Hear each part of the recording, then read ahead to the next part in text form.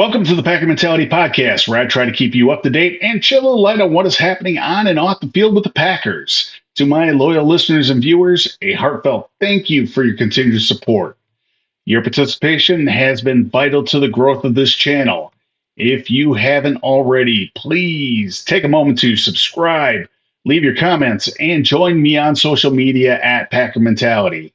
Don't forget, you can find this podcast on all major platforms.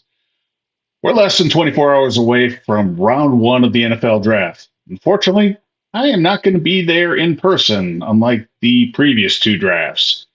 I'm passing on Detroit in favor of making sure I can be there in Green Bay next year. I am, however, extremely excited to see what happens. So, what do the Packers need to do in this draft? They have openings for starters that need to be filled. Safety and linebacker, to name the two big ones. They also need upgrades and depth at offensive line, cornerback, defensive line, edge rusher, and running back.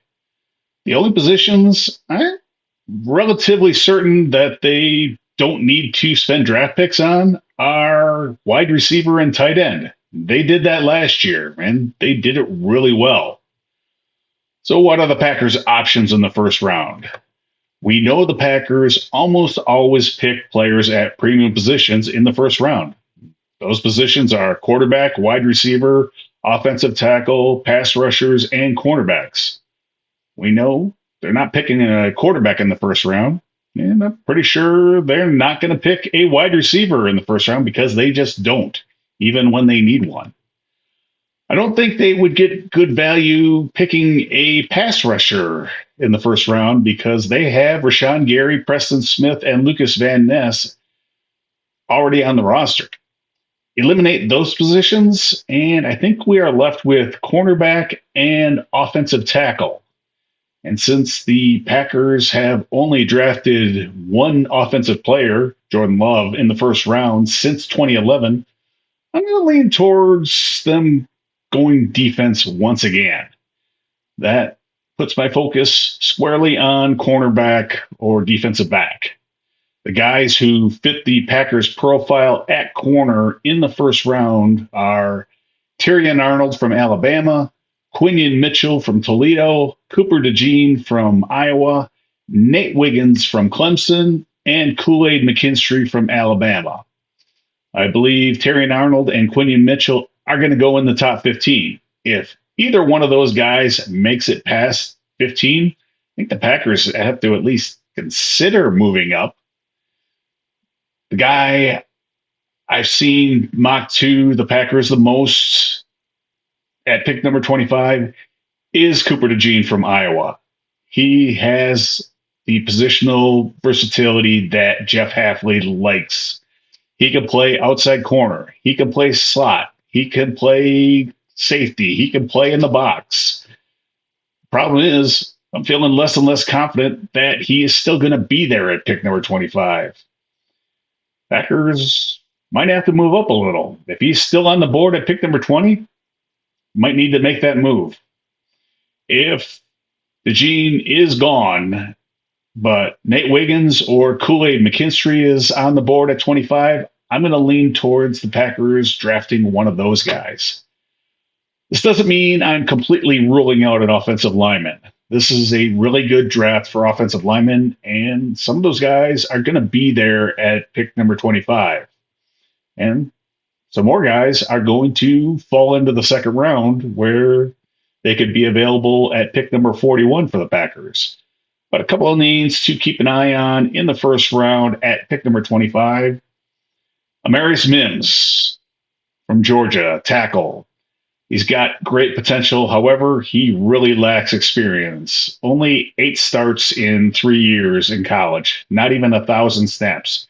There are tackles in this draft that played more than that in 2023. More starts, more snaps.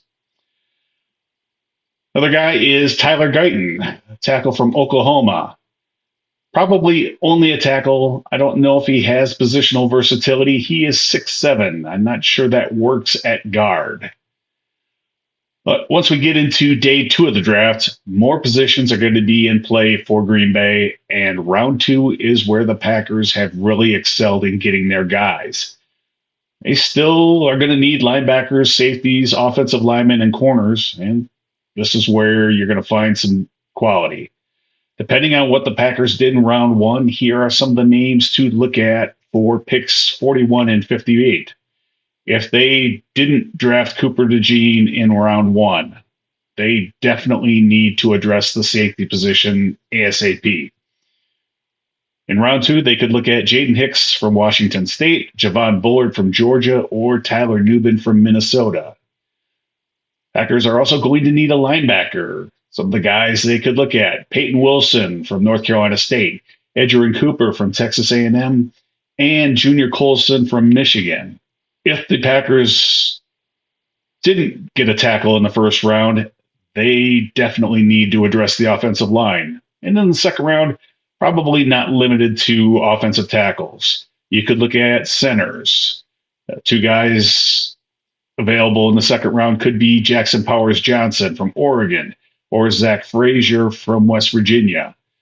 There are some talented guys that have positional versatility. You could look at Kingsley Suamataia from BYU, Jordan Morgan from Arizona, or Patrick Paul from Houston, and Dominic Mooney from Kansas. All those guys could play tackle or guard. And of course, still going to need some depth at cornerback. He got Mike Sandersville. He's a slot corner from Michigan. Enos Rakestraw Jr. from Missouri. TJ Tampa from Iowa State. Kamari Lassiter from Georgia. And Max Melton, familiar name to Packers fans, and he's from Rutgers. In the third round, Packers have pick number 88 and 91. You're still going to be looking to fill positions and build depth at cornerback, offensive line, safety, and linebacker, possibly defensive line as well. Once we get to day three, Packers are going to have to trust their scouts that they've done their jobs and can point them towards some more solid players like they have in previous drafts. Packers are going to start loading up on positions that they are thin at, possibly more linebackers, safeties, offensive linemen, and running backs. Now that we have set those guidelines, what could a Packers draft look like? Here is my final mock draft of 2024. In the first round, we were able to get Cooper DeJean at pick number 25 out of Iowa. Round two, pick number 41, cornerback TJ Tampa from Iowa State. Also in round two, linebacker Edgerrin Cooper from Texas A&M. Round three, we start getting some offensive linemen. Mason McCormick, South Dakota State. He's a guard. Round three, tackle Dominic Mooney from Kansas. I already talked about him. Round four, address the safety position. Cole Bishop from Utah. Round five, another linebacker, Trevin Wallace from Kentucky. Round six, safety Bo Brady from Maryland. Also in round six, another tackle, Satoa Lumea from Utah. Round seven, cornerback Pitt from Pitt, MJ Devonshire. Also in round seven, and wrapping up this draft, tackle from TCU, Andrew Coker. Unfortunately, I wasn't able to address the running back position. Maybe the Packers are able to. If you are not able to watch the draft, be sure to follow me on X. I will keep you updated as things happen. I will be back on Sunday for a complete review of the Packers draft. Wrapping up this episode, I'd like to remind you to be sure to subscribe and follow me on social media. Enjoy the draft and have a great weekend, everybody. And go Pack Go.